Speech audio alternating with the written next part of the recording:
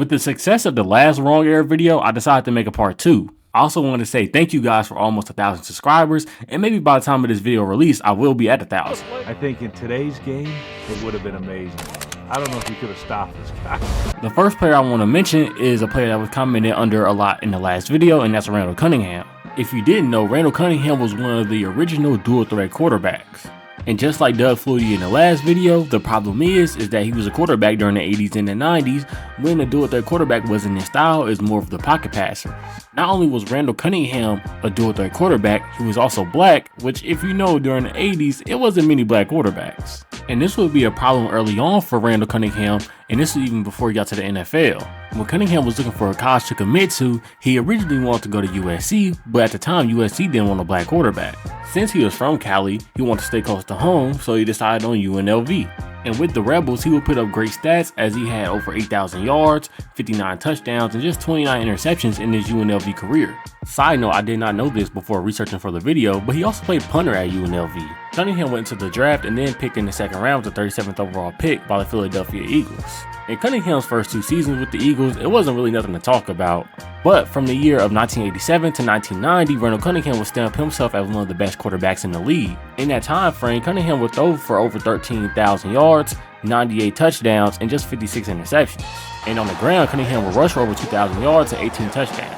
Also in that time frame, he finished second in MVP voting twice, and he was just simply amazing out there, making defenders miss. He could make every throw. Not only was he one of the best quarterbacks in the league, but he was just one of the best players in the league. There was only one problem, and that was the playoffs. In his first 3 playoff appearances from 88 to 90, he would combine for 0 passing touchdowns but 5 interceptions. The 1991 season would come to an abrupt end for Cunningham as he would tear his ACL. Now, he would be able to come back in 92 and win Comeback Player of the Year with a solid season, but he was never the same after that injury. After that ACL injury, he would spend just 4 more seasons with the Eagles, but you can tell he wasn't the same quarterback. His athleticism and his speed just wasn't there anymore. After the 1995 season, Cunningham would announce his retirement, but he will return in 1997 with the Minnesota Vikings. In 1998, Cunningham would show he still had something left in the tank as he started 15 games that season. In 98, Cunningham would throw for over 3,700 yards and 34 touchdowns and just 10 interceptions. Sadly, the season came to an end in an NFC Championship game where they lost 30-27. After this, Cunningham would spend 3 more years in the league with the Vikings, Cowboys, and the Ravens. Now, of course, Cunningham was good back in the 80s and the 90s, but he would have really fit in this era. He was able to extend plays with his legs. Not only that, he was able to run for lots of yardage, and on top of that, he had a great arm. First down pitch. The second guy I want to mention is Cordell Patterson. Shout out to Young DJ Reacts for giving me this idea. Go subscribe to him. For the past couple years, Patterson has been used as a running back, wide receiver, return man, and occasionally on defense. Growing up though, Patterson was mainly a wide receiver and a return specialist. Patterson would go the JUCO route, going to Hutchinson Community College, where he would play wide receiver, but he would also play running back some there. His first year, he only had 7 carries there, but his second year, he would have 32 carries for 379 yards. I also feel the need to mention that he was good as a wide receiver and a return man in those 2 years as well. After those 2 years of JUCO, he would go to Tennessee, where in his only year there, he would have 25 rushing attempts for 308 yards. To end his college career, he would have 706 rushing yards, 2,600 receiving yards, and 1,800 returning yards. Patterson would forego his senior season at Tennessee, and he would be selected in the NFL draft by the Vikings with the 29th overall pick. In college, Patterson was used as a running back, wide receiver, and return man, but in the NFL, he would just be used as a wide receiver and a return man, at least for the first couple of years of his career. His 4 seasons in Minnesota was underwhelming as he didn't have over 500 receiving yards in any season, and he didn't really get many rushing attempts. After a couple years in Minnesota, he would go to Oakland, where he wouldn't really do much there either as a receiver or running back. In his years in Minnesota and his 1 year in Oakland, he would see at most 13 carries in a season. Now what kept him in the league is his ability as a return specialist. Through those years, he had 4,600 return yards and 5 touchdowns. After those underwhelming years, he would sign with the Patriots, and it would actually work out for him. New England would actually be the first team to really utilize him as a running back, as they gave him 42 carries and he rushed for 228 yards. He would also have over 600 yards in return yards and 1 touchdown. He will also help the Patriots win the Super Bowl, and I believe after this season is when many teams were like, hey, maybe we've been using this guy really wrong. After spending one season with the Patriots and helping them win the Super Bowl, he would go to the Chicago Bears, where in his first year, he wouldn't really get many rushing attempts.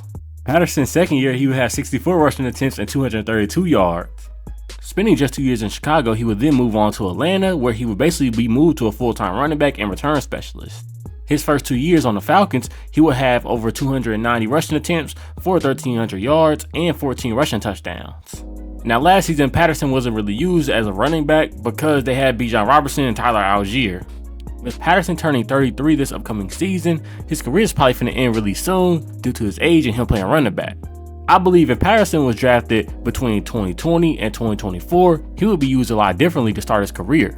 He probably would have been a running back, wide receiver, and return specialist for his entire career. Cordell Stewart on the run. It's a foot race, and he's going to win it to the end zone. The next guy we're talking about is Cordell Stewart, who was a quarterback slash wide receiver slash running back. It wasn't always this way though, as when he was in Colorado for college, he was playing quarterback. While at Colorado, Stewart passed for over 6,000 passing yards and 33 touchdowns and just 19 interceptions. Now Stewart into the draft where he was picked in the second round with the 60th overall pick, and he probably would have been drafted in the first round if he would have agreed to change positions to a wide receiver or running back, but he wanted to be a quarterback. Now in his first 2 years, he would barely be used as a quarterback as he was mainly a wide receiver and running back.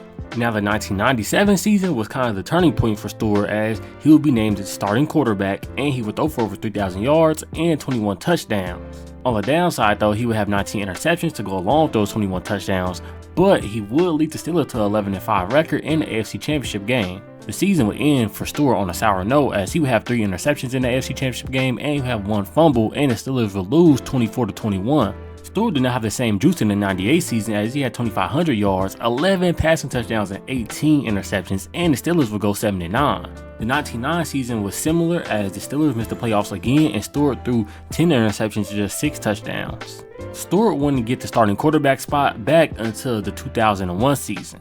In that 2001 season, Stewart will have over 3,000 passing yards, 14 passing touchdowns, and he will lead the Steelers to a 13-3 record. Actually, not only will he lead the Steelers to a 13-3 record, he will actually lead them back to the AFC Championship. And Stewart was having a good game until the fourth quarter where he threw 2 interceptions and they would lose to the Patriots. He would start in the 2002 season, but in the third game against the Cleveland Browns, he would throw a pick into double coverage and he was pulled. After that season, Stewart was signed with Chicago where he spent 1 year, then he was signed with Baltimore for 2 years and then retire. Now, a reason why I say he played in the wrong era is because he either would have been a full-time quarterback or a full-time receiver now. Now, his numbers when he played mainly wide receiver were okay, and this was in his first 2 years.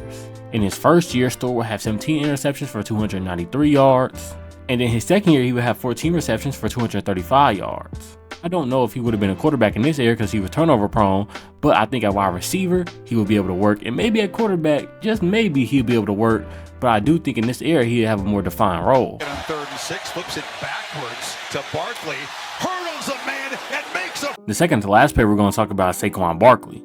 If you don't know, Saquon is one of the better running backs in football today.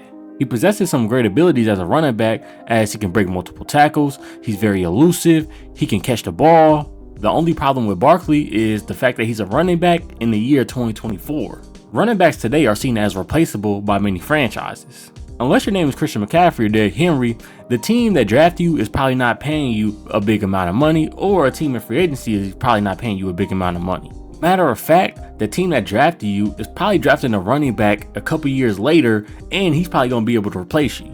The Giants didn't draft Saquon's replacement, but they did refuse to pay him.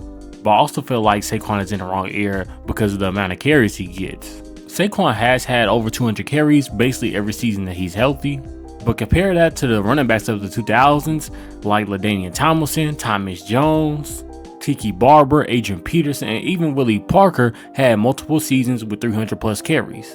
And I believe if Saquon played in the 2000s, he would have multiple seasons with 300 plus rushing attempts. On top of that, he would be valued more and paid more in the 2000s as a running back. Now, a player you probably haven't heard of is Lenny Moore. If you don't know, Lenny Moore was a running back for the Baltimore Colts in the late 50s and for most of the 60s. For his career, Lenny Moore would rush for over 5,100 yards, and he would actually finish his career with more receiving yards than rushing yards, having 6,000 receiving yards. In NFL history, there has only been 2 running backs that have caught for over 900 receiving yards in 2 seasons. those guys being Marshall Faulk in 98 and 99. Then you got Lenny Moore in 58 and in 60. He also has the most 50+ yard rushing touchdowns, with that number being 26. And if you look at his numbers, he only had 3 seasons where he had over 100 rushing attempts. And of course, if he played in any other era after the 60s, he would have way more rushing attempts. And I believe with his ability as a pass catcher and a runner, he would fit right in with this era. So that's players that played in the wrong era part 2. Most players on this list played ahead of their time. And I know it's other guys like Matt Forte, Deion Sanders, Megatron, Barry Sanders, but maybe some of those players be mentioned in a later video. But that's it. Until next time, I'm out. Peace.